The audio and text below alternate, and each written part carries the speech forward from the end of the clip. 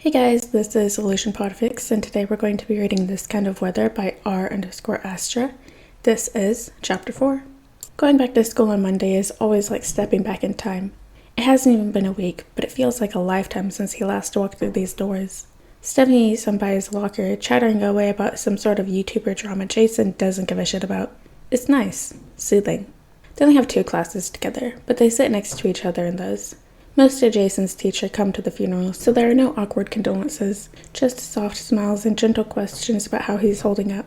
He's fine, mostly. He hasn't talked to Bruce about his biological mother yet, but he's not sure he'll ever do that. Maybe. Someday. For now, he's focusing on getting caught back up in his classes and adjusting to the changes brought about the sudden influx of Wayne money at Aubrey James. Some of the flickering lights are already fixed, and there are signs posted throughout the halls about free after-school tutoring and workshops for scholarships and college applications. When he stops to talk to his English teacher after class, she mentions that they're in the process of hiring additional teachers so they can reduce class sizes. "Your dad said you were the one who gave him my name for the committee," she says. "Yeah," Jason says honestly. "Why? Don't get me wrong, I'm glad to help. I'd want to do it even if they weren't paying us for our time, but..." Jason shrugs, feeling a little awkward. "You care," he says quietly. "About us, you know? The students. It means a lot. Sometimes it feels like we're invisible. Like everyone's expecting us to end up addicts or thugs or dealers in a couple of years. So we're not worth the resources. But not you. Not me." She blinks rapidly, eyes a little wet. "You're a good kid, Jason. Thank you." Jason's nearly late to his next class, but he doesn't mind. Except that, between his rush through the halls and the mad jockeying necessary to push through the last bell crowd, he doesn't even think to text Bruce to tell him he signed up for a math tutoring session after school until his phone starts vibrating in the middle of the session. "Jason?" the teacher says, frowning a little as she looks up from where she's helping another student.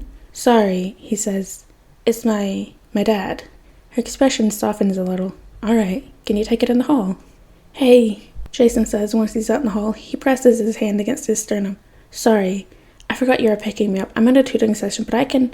"Jason," Bruce says, "it's alright. I can kill some time. When is your session over?" Jason tells him, then adds, "I can just go to the one tomorrow." "It's no problem, Jason," Bruce says firmly. "Okay," Jason says, the tightness in his chest loosening a little bit. "Okay, thanks. Of course. See you in a bit." "Yeah, okay, bye." "Goodbye, Jay." He steps back into the classroom and goes back to his seat. "Everything alright?" Miss Beck asks quietly. "Yeah," he says. "Just forgot to tell him I was staying late." "All right," she says. "How are you doing with that worksheet?"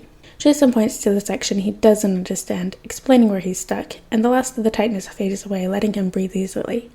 When he slides into the passenger seat of Bruce's car about an hour later, Bruce doesn't even mention the miscommunication. "How was your day?" he asks instead. And Jason tells him about his classes and the group tutoring session, and how there are a couple concepts he still doesn't quite get, but he's getting there. "You know, Dick would probably love to help you out, if you want to ask him," Bruce says. "He was a mathlete in high school." "Wait, seriously? Dick?" "He likes to pretend otherwise, but he's a very good student." Jason says. "No college, though." "He dropped out at freshman year," Bruce says. "I didn't take it well, and we had a bit of a falling out." "Why did he drop out?" Bruce starts, then stops, looking a little nonplussed. "I don't know exactly. Dick's very driven, but he can get restless. I think he wanted to feel like he was making a difference. Would have made more of a difference as a doctor or something." Jason grumbles. "Not a cop." Bruce hums noncommittal. "Do you want to be a doctor?" "I don't know. Maybe." "My father was a doctor," Bruce says, as if there's a single person in Gotham who doesn't know that. Half the hospitals in the city are named after a man, for fuck's sake.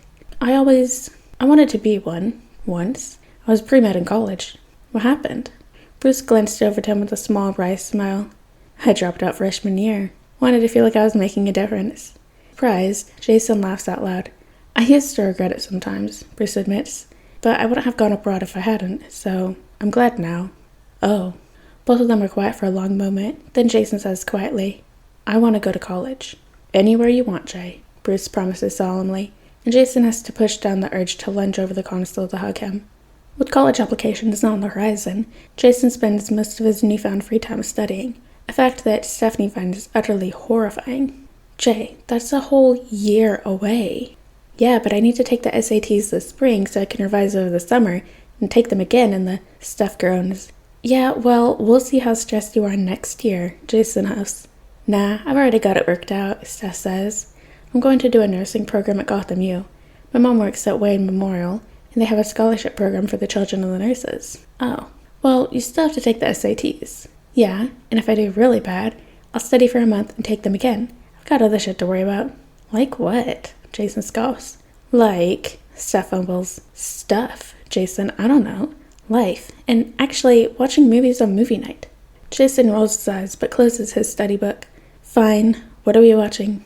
Yes! She jumps to her feet happily, then freezes almost instantly, pain flashing over her face. Steph? Jason says, alarmed, as she presses a hand against her side, face suddenly 2 shades paler. I'm good. No, you're not. Jason hurries her back down onto the shitty couch in her mom's living room. What's wrong?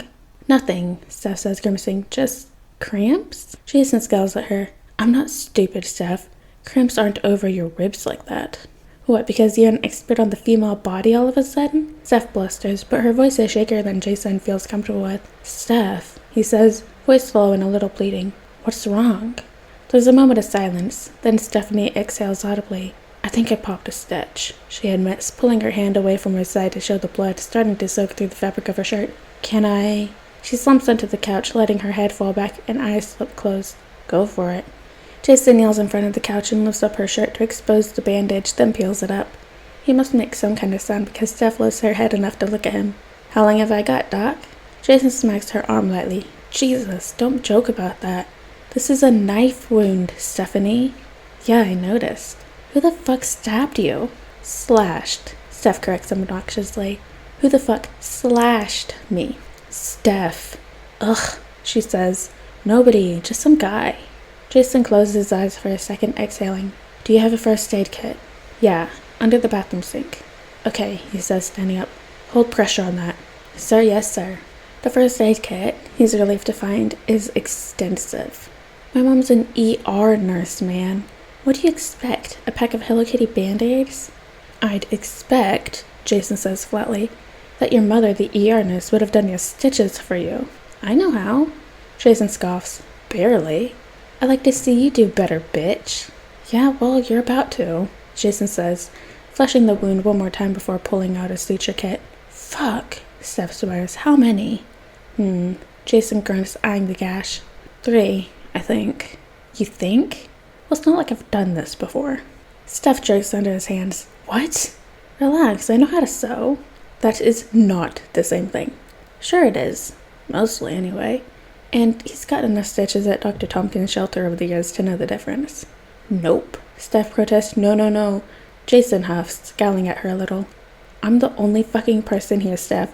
Would you rather I leave the ragged, bleeding knife wound in your side unclosed? Steph grumbles a little but says, get on with it then. He gets on with it. Steph takes it like a champ, breathing steadily through the pain and only squeezing the shit out of Jason's shoulder at the very end. Done, he says, tying off the last stitch. Stephanie breathes for a minute, then says, thanks. You gonna tell me how you got knifed now? Silence. Jason waits. Steph exhales loudly, throwing a forearm over her eyes. There's a box in the back of my closet. She relents. Locked. The combination 7344. Go look inside it. A box in your closet. Yep. Jason stands up, looking down at her critically for a second. She looks back. All right, he says, and goes to find the box. 7344. Stephanie, he says after a beat, loud enough to carry to the living room. What the fuck is this? What do you think it is? Jason scrubs a hand over his face. He relocks the box and pushes it back into the corner and then goes to the couch and sits next to Steph. You're the purple one, he says. It's eggplant. Are you serious right now? Jason asks her, incredulous. You're the cryptid creme vigilante that no one even knows the name of, and you're arguing with me over colors? Spoiler. What? Spoiler, she repeats. It's my name, 'cause I, spoil all your evil plans. Jason stares at her. That is the dumbest shit I've ever heard. Fuck off, she scoffs, smacking his shoulder. It's a good name. Whatever. Doesn't change that no one knows who you are. Robin knows, Steph says, tone challenging. Batman, too. What, you've met them? Well, yeah. We're like colleagues, aren't we? Are you? Jason asks, baffled. Not really, Steph says grudgingly. I sort of hit Robin in the face with the brick when we met. Not sure if he's forgiven me. Jason busts out laughing. Shut up. A brick? He wheezes. It was the only thing I had on hand, okay? He was being a dick. Oh my god. Jason wipes his eyes, catching his breath. This is so weird. Yeah, I know, she passes the leg condescendingly. Not every day you meet your heroes. Oh, fuck off, Jason laughs. I didn't even know your name. I mean, it's weird because, Bruce knows Batman. What? Are they actually fucking? Is that for real? Jason shrugs. No clue. But I'm pretty sure he's funding all the Bat operations. He hasn't denied it. Huh, Steph says. Wild. Yeah. There's a long moment of silence, then Steph says, Fuck. Do you think I'm going to be healed enough to go out tomorrow night? What? No. Are you fucking kidding me? The stitches won't even be 24 hours old. Fuck, she groans, letting her head fall against the back of the couch with a soft thump. I have to, though. Like these kids I dropped food off for on Mondays. I can't miss. Jason looks at her, feeling her brows knit together. Street kids? Yeah. Fuck. It's too cold for them to be missing meals. What if I bring it to them? Steph lifts her head up enough to look at him. Seriously, I could... Just tell me where the meat is. It's too dangerous. What, for me and not for you? You know I can fight. Yeah, teenagers, not adults. I put one of my mom's old dealies in the hospital. Steph stares at him. What, really? Jason nods a little tight. He's not exactly proud of it, but he was selling laced shit. Something nasty. People were gonna die. Oh my god, Steph says. I remember this. The kid in the red hoodie, right? Steph laughs, sounding delighted. Were you seriously just wearing a hoodie? And some grease paint, yeah. Didn't want him to recognize me, but it's not like I had a mask lying around. God. Well, I suppose you'll probably be able to handle a supply drop then.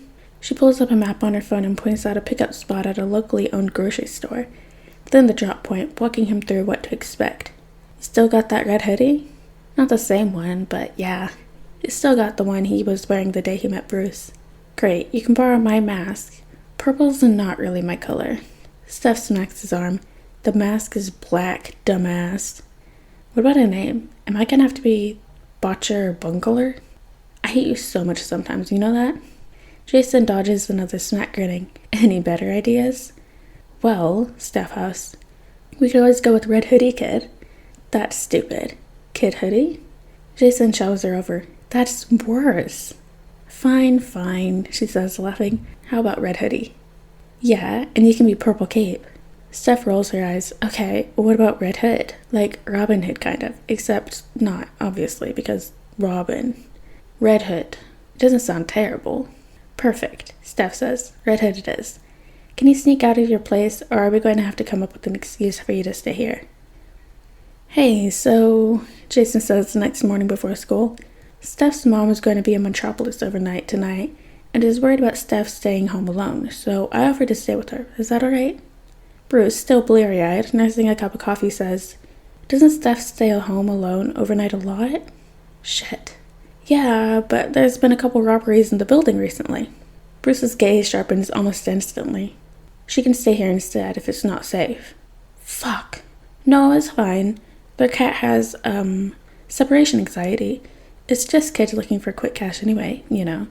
No one's gotten hurt. Bruce doesn't look convinced. Steph lives in a way nicer building than I used to, you know. Still not convinced. Come on, rich boy. No one's tried to rob me since I was 12 and tiny. Reluctantly, Bruce nods. Thank God. Cool, I'll grab my bag. The duffel Jason packed is one he got from a thrift store with Steph, and mostly everything is from there too, with the exception of his old red hoodie. He likes the stuff he got with Alfred, but he's tried not to wear it into the alley very much. It sticks out like a sore thumb. Ready to go? Bruce asks when he's bound down the stairs, duffel and backpack both slung over his shoulder. Ready, Jason confirms. Where's Tim? Running late, Bruce says with an almost smile. Alfred is going to drive him. Thank God. He loves the kid, but if Tim makes him late for one more day of school, he's going to commit fratricide. Once they're on their way down the private road, Bruce says, Do you want me to pick you and Stephanie up and drive you to her apartment? Nah, thanks though, Jason says, texting Steph a quick, mission success. We'll just walk. It's not far. All right, Bruce says, sounding a little reluctant. Jason? Yeah? You know you can always talk to me, right? About anything. If you're ever in trouble or... Jason swallows, suddenly overcome with guilt. Bruce is always so preoccupied with keeping Jason safe. And now Jason is going to sneak out at night in the most dangerous city in the country. And he's lying to him about it. He almost tells him right then and there, but the kids... If Jason tells Bruce, he's going to stop him from going. And he's going to bring the kids their supplies if Jason doesn't. Batman? They won't trust him. He's always trying to turn the street kids over to the cops. No, if he doesn't do it, they'll go hungry. And Jason remembers what that's like all too well. Remembers how what you're willing to do changes. The risks you're willing to take shift when you haven't eaten in a few days. When that hollow feeling in your gut starts to be all-consuming, panic-inducing. Yeah, Jason says, forcing a smile. I know, Bruce. Thanks. All right, Bruce says. His expression is ever so slightly tight with worry, but he gives Jason a small smile anyway. I trust you. I'm a terrible person, Jason groans, lying face down on Stephanie's bed. God, you're so dramatic. You didn't see his face, Steph. He knew I was lying to him, and he wasn't even mad. He was just concerned. He didn't even call me out on it. Come on, you're telling me you never lied to your mom? That was different, Jason says. She never knew. Steph sits down on the bed next to him, the mattress sinking a little under the added weight. You actually feel bad about this, don't you? Jason nods miserably. I really think he's just trying to look out for me, Steph, and he shouldn't have to be worried about me. She's quiet for a minute, then says, You don't have to do this, Jay. I can go. No, Jason says, sitting up. No, I'm not. I'm not saying I want to back out. I'm doing this. I want to do this. I'm just gonna feel a little shitty about it, that's all. Okay, Steph says quietly. You ready to suit up then? Yeah, Jason says, making eyes on the makeshift costume laid out on the bed next to him. Yeah, I'm ready. Despite their pre-planning, it takes a couple tries to get the final version, and even then, Jason eyes his reflection in the mirror critically. Looks good, Steph says. It does look good. Steph's full face mask ended up being too small to even fit over his head, so they ditched it for a gray scarf tied around the lower half of his face and stuck to his skin with sharpied over medical tape, just in case. That, plus a generous helping of black grease painted around his eyes and concealer to cover up any distinctive scars, and he was barely recognizable. Even without pulling the hood up, no one should be able to guess who he is. Plus, he's pretty sure that, objectively, he looks pretty fucking badass, with faded black cargo pants tucked into his docks, and Steph's dad's old leather jacket layered over a blood-red hoodie. Are you sure you don't want to take your phone with you? I can talk you through it. Jason shakes his head. He can't stand the thought of putting the Waynes in any kind of danger if he accidentally pisses off the Black Masker or someone and they ID him from his fucking phone. I'll be fine, he tells Steph. And he will be. A little running, some light sneaking, help out the kids, and come straight home. Easy peasy.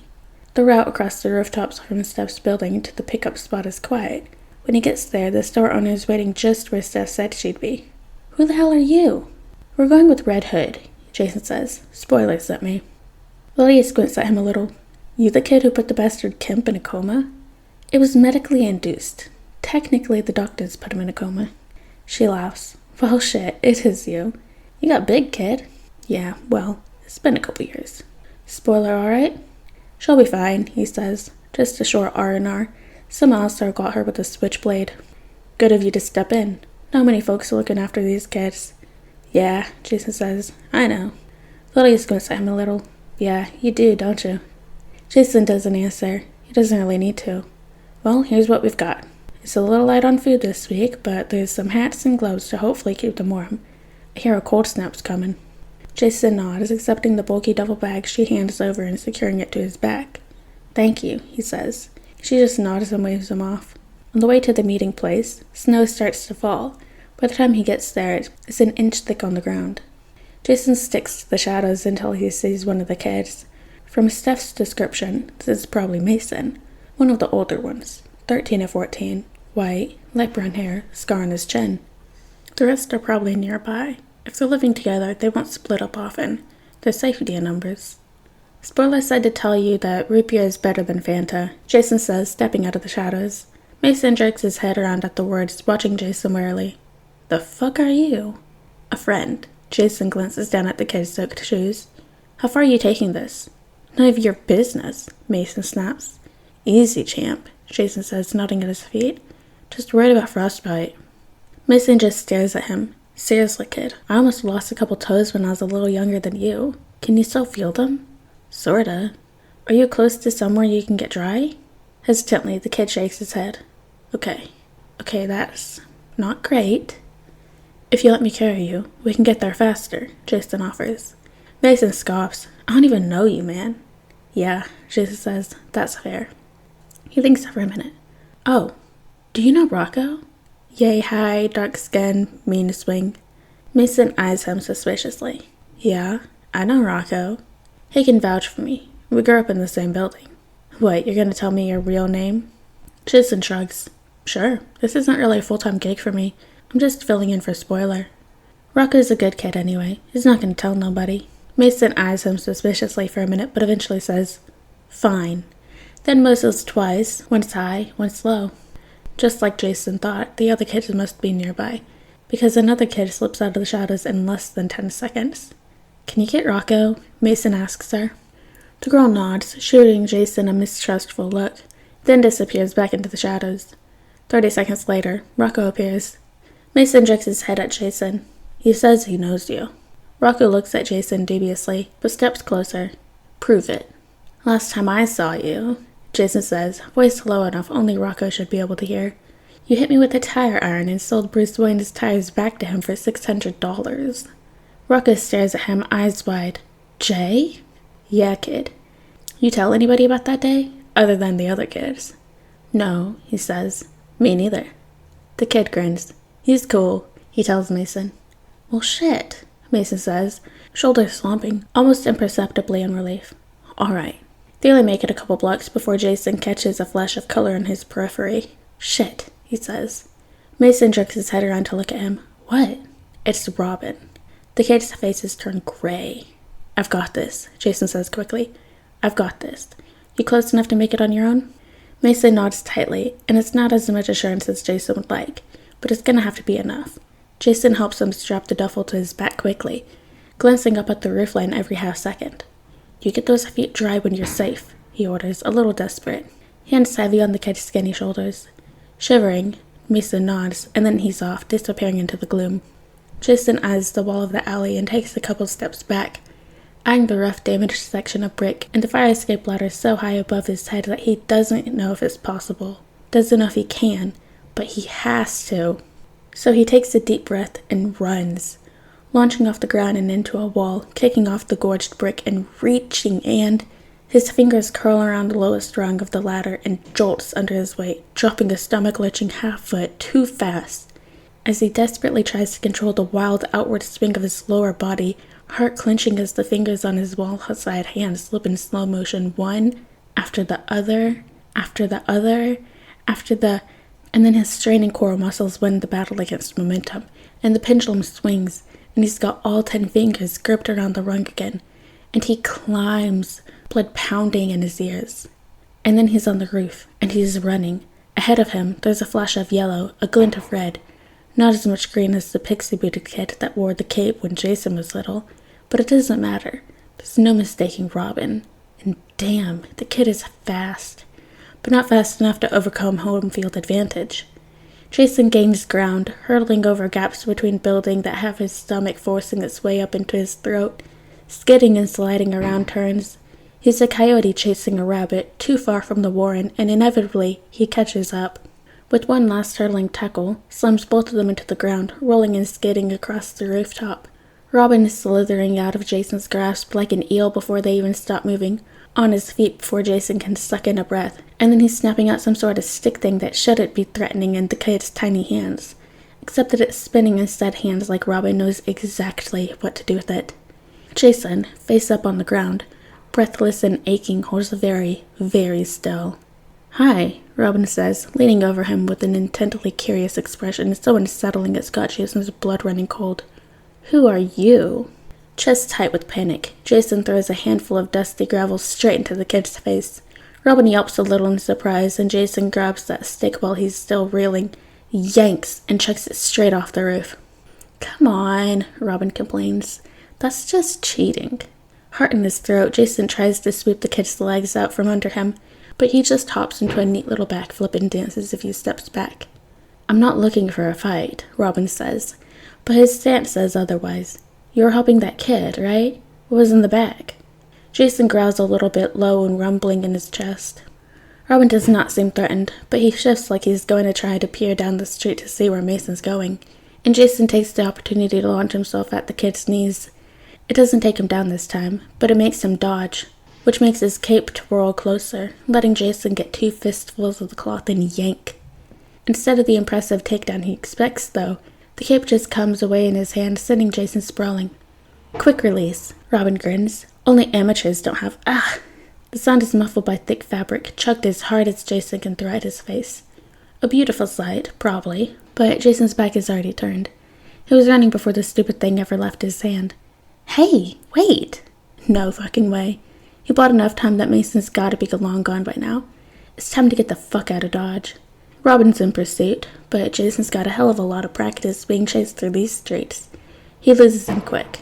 Probably. He's not stupid though, so he ducks and weaves through alleys and shadows and abandoned buildings for another dozen blocks, just in case. Then loops a wide serpentine back through the neighborhood.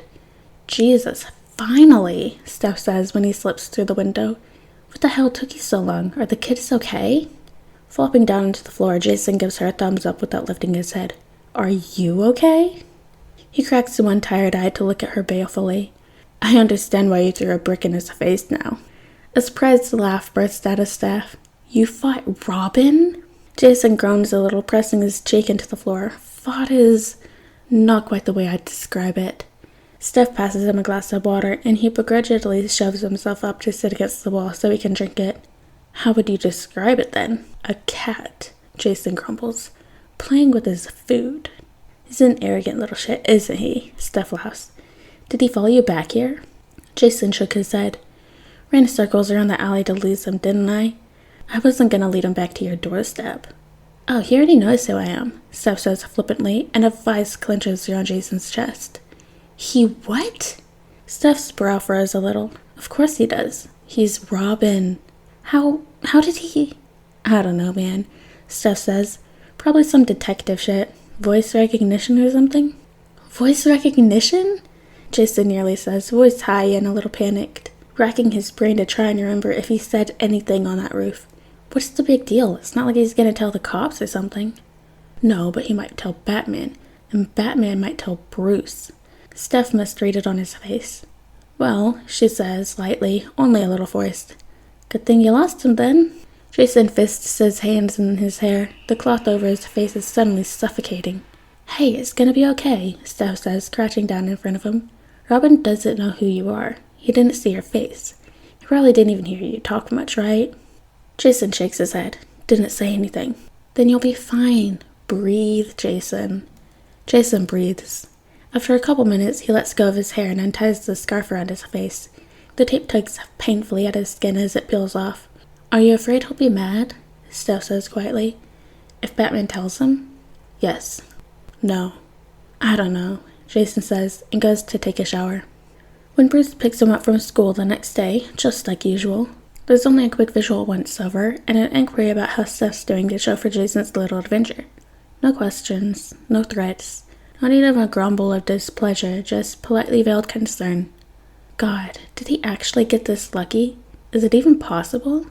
A year ago, hell, even a month ago, he wouldn't have even considered it.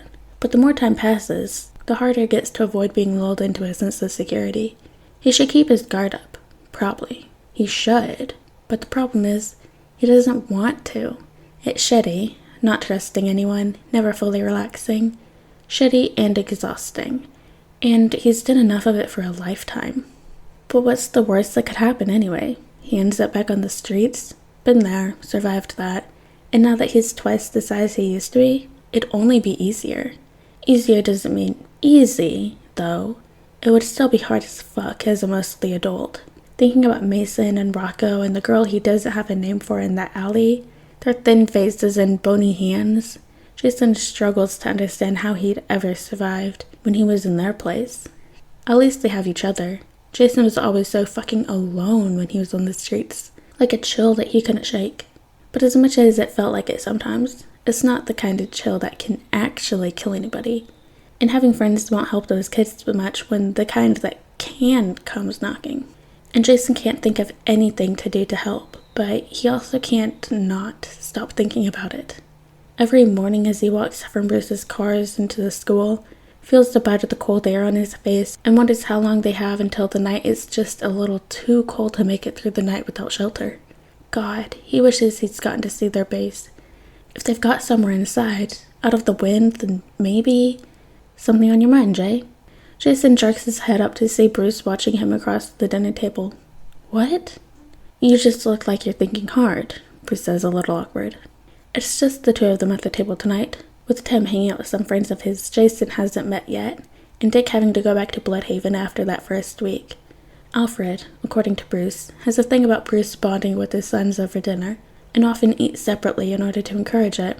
Chewing slowly, Jason shrugs. He looks at his plate instead of meeting Bruce's eyes. Are you still working through the SAT prep book? The one he hasn't touched since the night he did tests run for her? Yeah, he's still working through that one. Need any help? Jason shakes his head. Okay, Bruce says quietly. Just let me know if that changes, or if you need anything else. Actually, Jason swallows, mind suddenly lighting up with an idea. Actually, yeah. Is there... You have, like, a charity, right? Like a company that does stuff, charity stuff? The Wayne Foundation, yes. Great. Jason says, thinking quickly. Great. I need volunteer work for college applications? That's something Bruce would be on board with, right? Right. And I was thinking, maybe if it's possible, I could do a project or something? Bruce just looks at him for a long, kind of scary moment, face completely blank. Unless that's weird, Jason says, or like presumptuous or something. No, Bruce says distractedly. No, of course not. I'll look into it. Oh, okay. Bruce gets up from the table without even finishing his plate, which Alfred is definitely going to yell at him for later. But he doesn't seem to be thinking about that at all. Thanks, Jason says, turning in his chair to watch Bruce head out the door into the hall. Once he's out of sight, Jason turns his back around, frowning at his feet for a minute before he gives up on figuring out what the hell is going on in Bruce's head, and goes back to eating. The next day is Saturday, so, like usual, Jason comes downstairs before everyone else except Alfred. Unlike usual, there's a text on Jason's phone when he first checks it over breakfast. It's from Bruce, telling him to text him when he's awake. Jason frowns at it for a moment, confused before responding. 5 minutes later, Bruce is walking up the stack of binders in his arms, which he then drops on the table in front of Jason. Jason raises his eyebrows. Morning. Good morning. How'd you sleep? Bruce blinks at him, opens his mouth, closes it again. Jason looks at the binder, then at Bruce's rumpled clothes and hair. You didn't sleep, did you? No. Bruce pulls out a chair across from Jason, sits down, and starts laying the binders out in a row. This is what you're doing all night, then? Jason says around a mouthful of oatmeal. What is it? Problems, Bruce says, in Gotham. One is that I got approved by the Foundation last night to try and tackle. You can pick one to spearhead if you want. Jason stares at him. You mean I'd be in charge? Yes, Bruce says, like that's not an insane thing to do. Putting a 16-year-old, much less Jason, in charge of something like that. I could pick one too, and we could go through the process together. Jason swallows, glancing down at the labeled binders. You sure? Yes. Bruce meets his gaze steadily. Would you like to choose first? Jason reaches out slowly to grab the binder labeled Child Homelessness and tugs it towards him. He closes her awkwardly, nodding towards the remaining folders. What about you, old man? Bruce sets a hand on affordable health care. Well, goddamn. Jason grins. Bruce's eyes crinkle, and the rest of the day is eaten up by going through the extensive research in the binders. Bruce diligently writes Jason's comments and notes and concerns about both projects. Alfred interrupts for lunch and dinner, playing at scolding them, but he brings food at Bruce's office instead of making them come to the table, so he must actually approve. Still, it's nearly 10 before they have basic first-stage outlines that both of them are happy with for both projects. That's enough for tonight, I think, Bruce says, flipping his binder closed. Good work. Jason grins. You too. Bruce leans over, slow enough to let Jason move away if he wants, and ruffles his hair. God, what a dork. Jason's grinning all the way down the hall to his bedroom and into his bathroom, until he's standing in front of the sink, looking in the mirror, and suddenly frowns. What? Jason says, leaning over the sink to get a closer look. The fuck? Alright guys, and that is the end of chapter 4 of This Kind of Weather by R_Astra. I hope you guys liked it, and I'll see you in the next chapter.